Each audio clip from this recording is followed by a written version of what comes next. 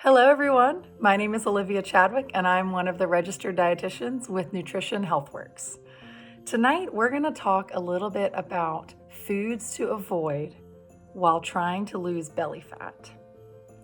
So I find myself talking about this topic fairly frequently with my clients and I wanted to share some helpful information. So having too much fat around the midsection raises the risk of certain chronic diseases. Working to reduce belly fat is a great end goal, but how can we be successful to get there? I'm going to outline 4 food/beverages to be mindful of when working towards this goal. And I work with my clients on this quite frequently. So the first, the big one is added sugars. So excessive intake of added sugars, such as sugar-sweetened beverages like sodas or fruit juices or candies. Excessive amounts of that can increase belly fat. Number 2 is alcohol. In many studies that we see time and time again, the research shows a link between the consumption of alcohol and the presence of belly fat.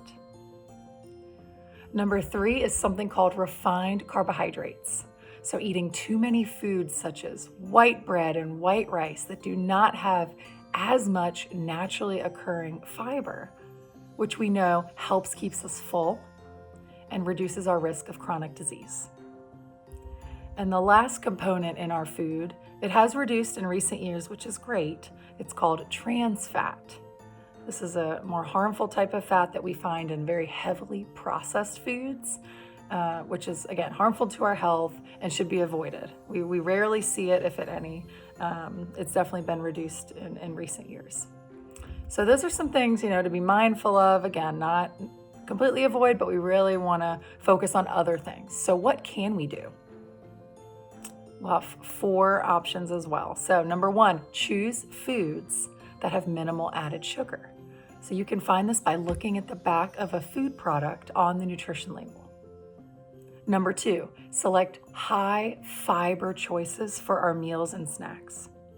Think whole grains, whole fruit or vegetables, beans, lentils, nuts, and seeds are all very good high fiber items to choose from. Moderate your alcohol intake. So taking steps to reduce the consumption of alcohol or challenge yourself to make a new mocktail recipe. You might be surprised at how good it could be. And number 4, consume adequate protein daily. So this can come from both animal and plant sources. Lean meats such as chicken, fish, and turkey are great options, as well as eggs, nuts, beans, oats, and seeds. So as always, feel free to reach out to one of our trained dietitians if you have any questions on meeting your goals. We are here for you.